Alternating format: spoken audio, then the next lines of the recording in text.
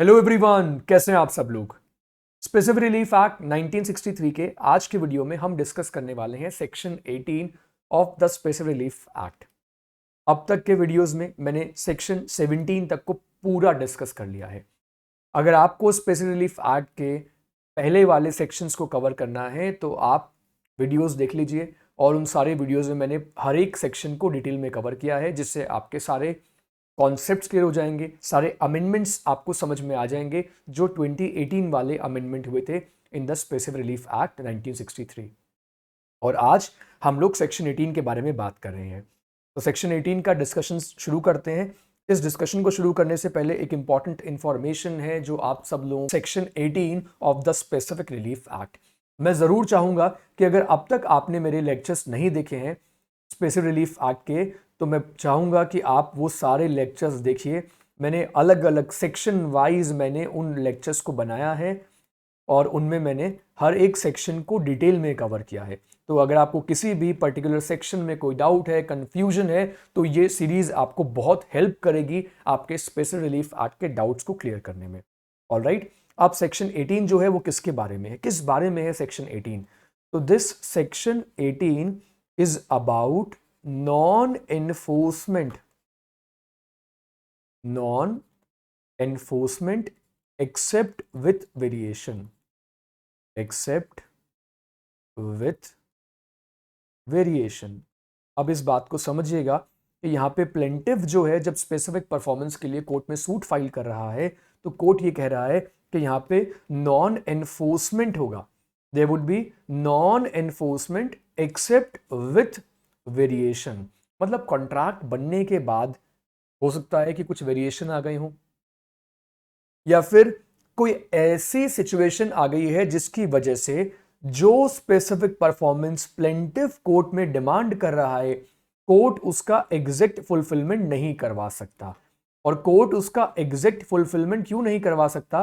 क्योंकि यहां पे जो डिफेंडेंट है, उस डिफेंडेंट की तरफ से यहां पे डिफेंस जो है वो दिया जा रहा है। तो उसका डिफेंस जो है वो डिफेंस क्या है? वो डिफेंस है सेक्शन 18। तो सेक्शन 18 में क्या डिफेंस यहां पे वो दे रहा है, अभी इसको हम समझते हैं। तो इसको हम यहां पे तीन पार्ट्स में डिवाइड करेंगे, 18A, 18B और 18C। 18C। अब आप इसको अच्छे से समझिएगा। जिस तरीके से प्लेंटिफ जो है वो क्या डिमांड कर रहा है, वो डिमांड कर रहा है स्पेसिफिक परफॉर्मेंस। उस तरीके से स्पेसिफिक परफॉर्मेंस देने के लिए कोर्ट एग्री नहीं कर रहा। जिन टर्म्स एंड कंडीशंस की बात कर रहा है प्लेंटिफ, कोर्ट उससे एग्री नहीं कर रहा, क्योंकि डिफेंडेंट जो है यहां पे जिसके अगेंस्ट में स्पेसिफिक परफॉर्मेंस डिमांड की गई है, वो सेक्शन 18 का यहां पे डिफेंस ले रहा है। और वो डिफेंस कैसे ले रहा है, मैं ये तीन एस्पेक्ट्स आपको अभी यहां पे बताता हूं। तो उसको बताने से पहले आप जरा ये सुनिए कि सेक्शन 18 में क्या लिखा हुआ है।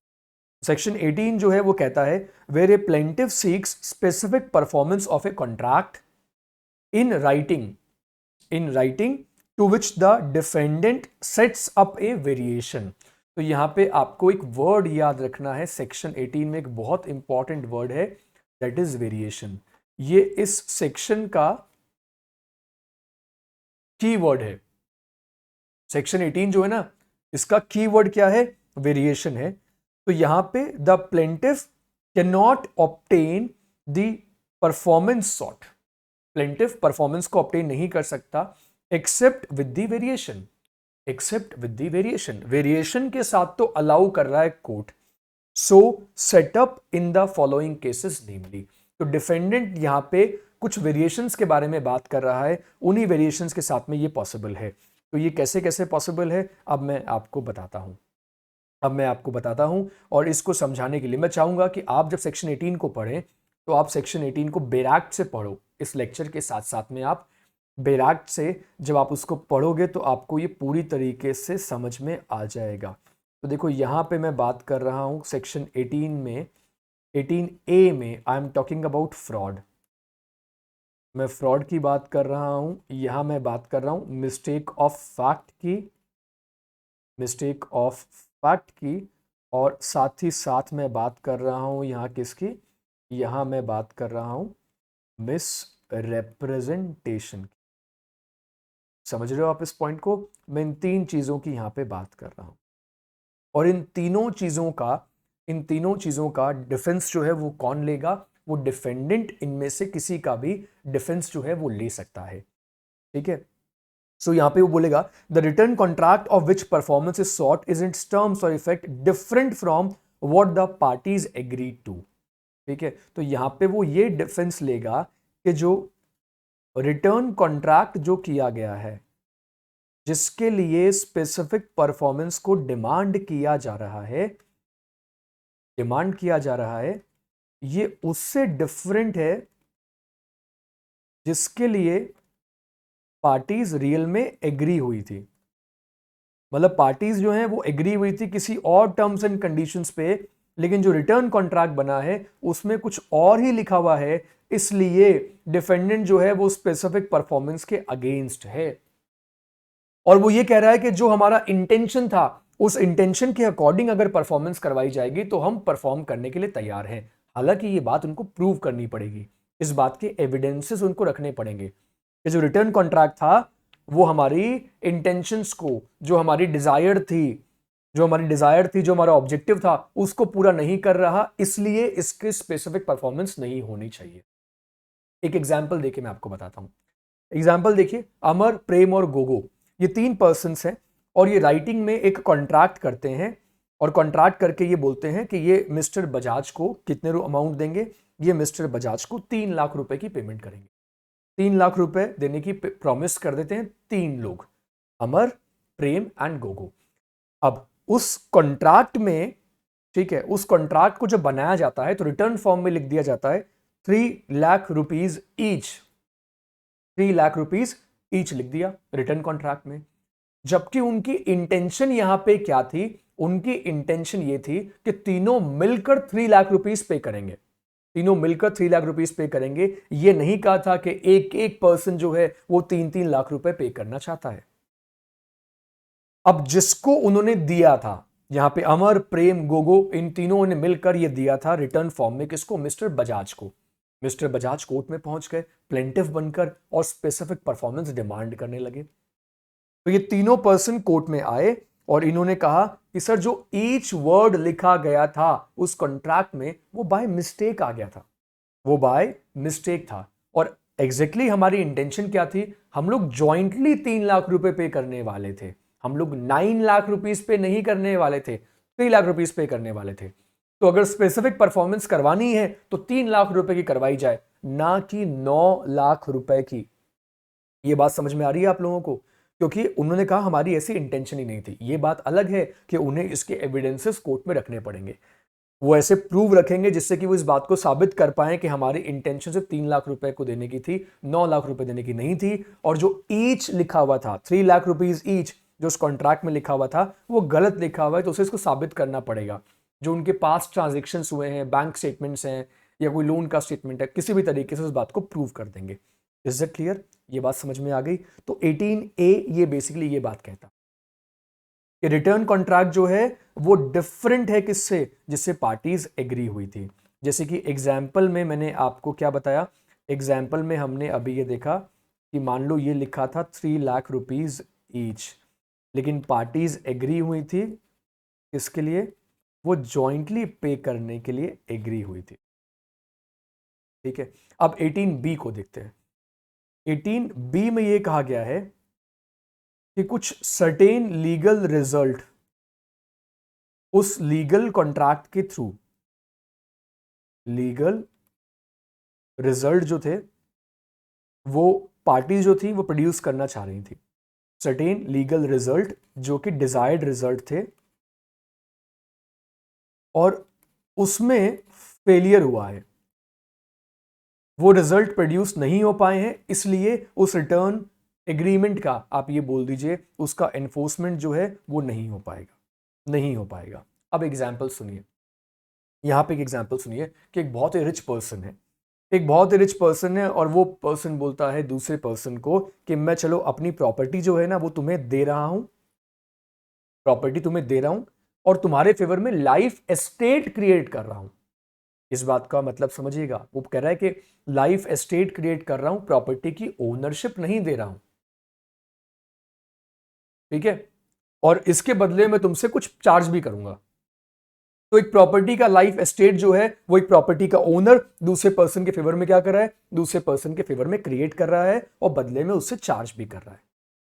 लेकिन जिस पर्सन के फेवर में लाइफ एस्टेट क्रिएट किया जा रहा है उसने लाइफ एस्टेट के डॉक्यूमेंट बनवाने की बजाय, instead of creating those document, उसने डॉक्यूमेंट प्रिपेयर करवा लिए एब्सोल्यूट ओनरशिप के, ठीक है, एब्सोल्यूट ओनरशिप के डॉक्यूमेंट प्रिपेयर करवा लिए। आप इस एग्जाम्पल से समझिएगा, इस एग्जाम्पल से समझिएगा कि यहां पे ऑब्जेक्टिव था लाइफ एस्टेट क्रिएट करना प्रॉपर्टी के ऊपर, लेकिन जो डॉक्यूमेंट प्रिपेयर करवाए वो डॉक्यूमेंट प्रिपेयर करवा लिए ओनरशिप ट्रांसफर करने के। तो ऑब्वियसली यहां पे किसको ऑब्जेक्शन होगी, यहां पे किसको प्रॉब्लम होगी, यहां पे प्लेंटिफ को प्रॉब्लम होगी, यहां पे प्लेंटिफ को ऑब्जेक्शन होगा और प्लेंटिफ को ऑब्जेक्शन हुआ। और जब प्लेंटिफ को ऑब्जेक्शन यहां पे हुआ तो अब आप बात समझ रहे हो इस केस में क्या होगा, इस सिचुएशन में क्या होगा। इस सिचुएशन में आप यहां पे एक बात देखना, डॉक्यूमेंट प्रिपेयर करवा लिए, ओनरशिप यहां पे क्या हो गई, ओनरशिप ट्रांसफर करवाने की कोशिश की गई है, लेकिन यहां पे डिफेंडेंट ने क्या कर दिया, डिफेंडेंट ने मना कर दिया, यानी कि जो पर्सन प्रॉपर्टी ट्रांसफर करने वाला था उसने मना कर दिया, मामला कोर्ट में पहुंच गया, स्पेसिफिक परफॉर्मेंस डिमांड की गई। तो डिफेंडेंट ये बोलेगा कि सर मेरा इंटेंशन तो कुछ और था, we wanted to produce some different legal result, life estate create करना चाहता था और उसके लिए मैं आज भी एग्री हूं, लेकिन एब्सोल्यूट ओनरशिप, ठीक है ना, ओनरशिप वो भी एब्सोल्यूट, ये मैं कभी भी नहीं करना चाहता था इस एग्रीमेंट में। तो यहां पे वेरिएशन सेटअप होगा, यहां पे वेरिएशन सेटअप होगा, मतलब इसका स्पेसिफिक परफॉर्मेंस हो सकता है विथ वेरिएशन, वेरिएशन के बिना इसका स्पेसिफिक परफॉर्मेंस नहीं हो सकता। इज दैट क्लियर, ये बात समझ में आ गई आपको, ठीक है। अब देखो, और 18C देखो अब यहां पे क्या कहता है। 18C यहां पे बेसिकली ये कह रहा है कि कॉन्ट्रैक्ट का एग्जीक्यूशन हो गया। Is that clear, execution of the contract के बाद में सब्सिक्वेंटली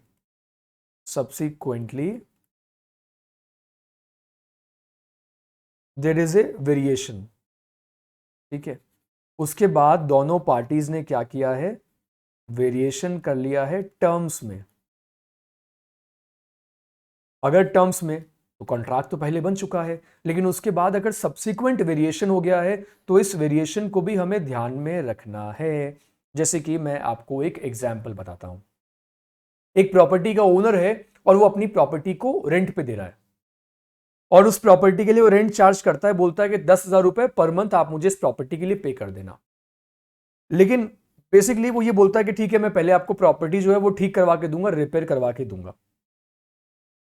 लेकिन अब प्रॉब्लम यह आती है कि वो प्रॉपर्टी जो है वो इस कंडीशन में ही नहीं है कि उसको ठीक करवाया जा सके। तो बेसिकली क्या करता है जो लैंडलॉर्ड है, पहले तो कॉन्ट्रैक्ट 10,000 रुपए के हिसाब से बन चुका है, उसके बाद कॉन्ट्रैक्ट बनने के बाद में क्या करता है लैंडलॉर्ड जो है वो प्रॉपर्टी को प्रॉपर नया बना के, बिल्डिंग वापस नई कंस्ट्रक्ट करवा के और फिर देता है किसको, टेनेंट को रेंट पे देता है। लेकिन क्योंकि दोनों में कॉन्ट्रैक्ट पहले बन चुका था, लेकिन लैंडलॉर्ड ने बोला कि देखो अब मैंने पूरी प्रॉपर्टी को दोबारा से रिकंस्ट्रक्ट करवा के मैं आपको दे रहा हूं, तो अब मैं आपसे रेंट चार्ज करूंगा 12,000 रुपीज। कितना रेंट है, 12,000 रुपीज है। अब ये जो वेरिएशन जो आया है टर्म्स में, जो पहले 10 के रेंट था और अब रेंट कितना हो गया, अब रेंट हो गया 12 के। अब जो 12 के रेंट देने का जो प्रॉमिस था ये बेसिकली एक ओरल प्रॉमिस हुआ था। इसको किया गया था, इसको ओरल प्रॉमिस किया गया था। और ये जो 10K का कमिटमेंट था, ये कमिटमेंट कब हुआ था, ये कमिटमेंट हुआ था जब कॉन्ट्रैक्ट का एग्जीक्यूशन हुआ था। Is it clear. तो यहां पे अगर इस केस में भी अगर आपको क्या करवाना है, स्पेसिफिक परफॉर्मेंस अगर करवानी है, तो आप ध्यान रखो जो टर्म्स में वेरिएशन हुआ है उस वेरिएशन के अकॉर्डिंग ही स्पेसिफिक परफॉर्मेंस जो है वो करवाई जा सकती है, वो करवाई जा सकती है। पुरानी टर्म्स में स्पेसिफिक परफॉर्मेंस नहीं होगी, पुरानी टर्म्स पे स्पेसिफिक परफॉर्मेंस जो है वो नहीं करवाई जा सकती, नई टर्म पे करवाई जा सकती है। तो सेक्शन 18C में ये लिखा हुआ है, where the parties have subsequently मतलब बाद में, to the execution of the contract varied its terms. तो उन्होंने अगर टर्म्स को क्या कर दिया है, अगर उन्होंने टर्म्स को चेंज कर दिया है, तो इस तरीके से 18A, 18B और 18C अप्लाई होता है। Is that clear? I really hope आप सब लोगों को सेक्शन 18 समझ में आया होगा, और सेक्शन 18 के जो मैंने आपको एग्जाम्पल दिए हैं उस एग्जाम्पल से आपको प्रॉपरली इसकी अंडरस्टैंडिंग जो है सेक्शन की वो हो गई होगी, राइट? और मैं आप लोगों को ये भी रिक्वेस्ट करूंगा कि आप लोग साथ में बेराक्ट जरूर ओपन करके रखिए, क्योंकि जब आप बेराक्ट के साथ में इन चार्ट्स को देखते हैं तो आपकी अंडरस्टैंडिंग जो है वो और प्रॉपर बन जाती है। अगर आपको ये वीडियो पसंद आया तो वीडियो को लाइक जरूर कीजिएगा, कमेंट करके मुझे भी बताइए कि आने वाले दिनों में आप कौन कौन से टॉपिक्स के ऊपर वीडियो देखना चाहते हैं, ज़रूर बताइएगा मुझे। इस वीडियो को अपने दोस्तों के साथ ज़रूर शेयर करना, चैनल को सब्सक्राइब करना तो बिल्कुल मत भूलना, बेल आइकन को प्रेस कर देना ताकि आपको आने वाले सारे वीडियोस की नोटिफिकेशन मिलती रहे। मैं आप लोगों से मिलता हूं अपने नेक्स्ट वीडियो में। Take care, thank you so much.